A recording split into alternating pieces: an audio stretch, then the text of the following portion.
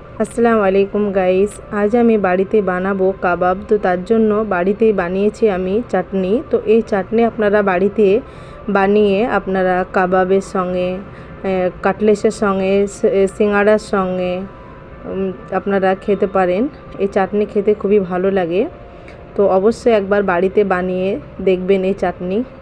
তো এখানে আমি ধনেপাতা পুদিনা পাতাটা কেটে ধুয়ে নিয়েছি, আর দিয়েছি দুটো কাঁচা লঙ্কা, আর দিয়েছি 4-5টে রসুন, আর দিয়েছি এক টুকরো আদা। আর এর মধ্যে দিয়ে দেব আমি 50 গ্রাম মতো টক দই। তো এখানে টক দইয়ের বদলে আপনারা লেবুর রসটাও ব্যবহার করতে পারেন। আর এখানে দিয়ে দেব সামান্য চিনি, আর দিয়ে দিব হাফ চামচ লবণ। তো এখানে অবশ্যই আপনারা টক দইয়ের বদলে লেবুটা ব্যবহার করবেন, কেন এই চাটনিটা টক ঝাল মিষ্টি লাগবে, খেতে ভালো লাগে।